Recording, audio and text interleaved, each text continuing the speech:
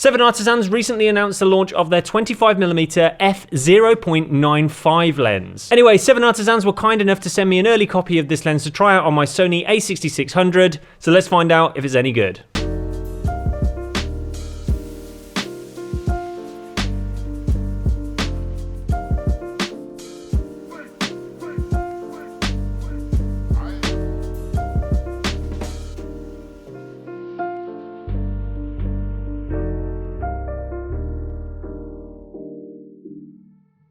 At the time of making this video, you can pick up a copy of this lens on Amazon for £382 or $369, which doesn't make it particularly cheap, especially for a completely manual lens. But seeing as this lens offers a super wide maximum aperture of f/0.95, it definitely makes it one of the more unique 25mm options currently available. Luckily though, for the price, you are getting an incredibly well-built lens, and I'd even go so far as to say this is probably one of the nicest manual focus lenses I've ever handled. The lens body itself is made entirely out of metal, and I particularly like the gunmetal grey finish they've added to the lens mount. Its solid construction does come at the cost of it being on the heavy side though, with it weighing in at 582 grams or 20.5 ounces. To put that into a bit of perspective, my Sony A6600 when loaded with a battery and SD card weighs in at 508 grams or 17.7 ounces. This obviously means that when it's attached, it's noticeably front heavy, even for my A6600, so I can only imagine that if you were to strap this thing onto a smaller APS-C camera, it's probably going to feel about as balanced as having a boat anchor stuck to the front. But anyway, seeing as this is a completely manual lens, both the focus and the f-stop need to be set using the respective rings on the lens body. The aperture ring is the one that's located nearest to the front element, and it's been declicked, so it allows you to rotate this nice and smoothly. The manual focus ring is also buttery smooth, super responsive, and has a pleasing amount of resistance behind it, which ultimately makes it a joy to use when trying to find sharp focus. Unfortunately though, being able to actually achieve sharp focus with this thing is anything but a joy, particularly when shooting wide open at f/0.95. Shooting at such a wide aperture means that the band of sharp focus is so narrow that it's almost impossible to do this without some help from your camera. First of all, I found that the focus magnifier function on my Sony A6600 was an absolute godsend. It basically allowed me to punch into the image while shooting to help ensure that I was placing the focus in the right area. I even ended up shortcutting this function to the custom button on the back of my A6600 so that I could quickly access it using my thumb. Secondly, I also activated focus peaking and set the peaking level to low to give me an additional visual cue. Focus breathing is controlled pretty well with this lens, which I was pleasantly surprised about considering that the front element does rack in and out a bit as you adjust the focus. Over to our Bokeh balls test, and I think it's fair to say that this thing has the weirdest looking balls I have ever seen. Ironically, that's also what my doctor screamed at me the last time I had my checkup.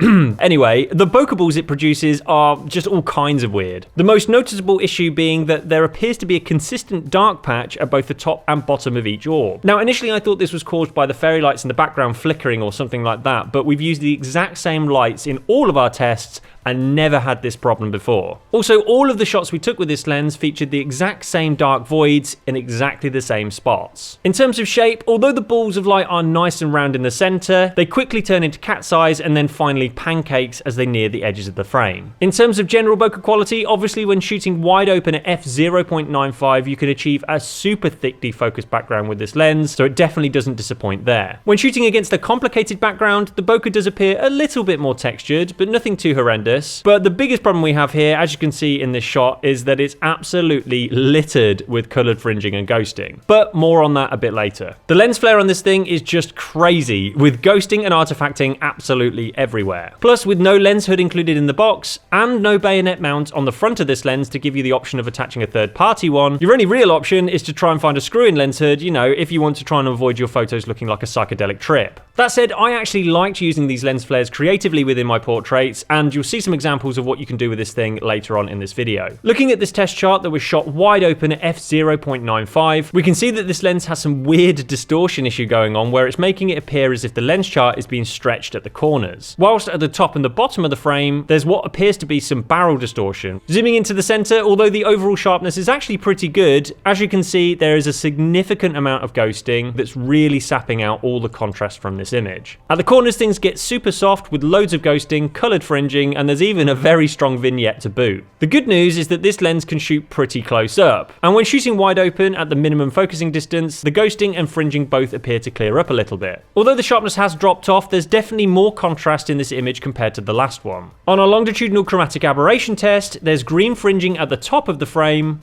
whilst purple colouring litters the image under the area of sharp focus. When shooting with this lens out in the real world, I've got to say that if you're going to insist on shooting at f/0.95 with this lens, do not expect to come home with many usable shots. Of around the 600 images that I took with this thing, these are pretty much the best of the bunch, and as you can see, none of them are outstanding in terms of overall sharpness. But before you go writing an angry comment, I do know it's not always about having the sharpest lens possible. And what this 25mm lacks in clarity, it certainly makes up for in character. As I mentioned earlier, if you're into lens flares, you can get some awesome results with this thing, and here's an example of that. It's probably one of my favourite images from the set. So, coming up with a conclusion for this lens is kind of complicated, because deep down, I do really want to like it, but I just can't give it a glowing review. To put it another way, it feels like rather than being made by 7Artisans, this lens was made by 7 demonic dwarves of deadly sins. So you got pricey, hefty, fringy, ghosty, softy, flary, and let's not forget my personal favourite, nearly f***ing impossible to focus when shooting wide open. E. But all joking aside, in a nutshell, if you're looking for a lens that offers near perfect optics, then this definitely is not the lens for you. But if you're more into lenses that are well built, have bags of quirky character, and provide retro, kind of film-like aesthetics, then this little oddball might be worth the asking price. Anyway, if you are interested in buying this lens, then as always, I've provided Amazon affiliate links in the description below. Any purchases made using these links does give us a small kickback, and it really does go a long way to supporting the channel, so thank you in advance for doing that, and I'll see you in the next one.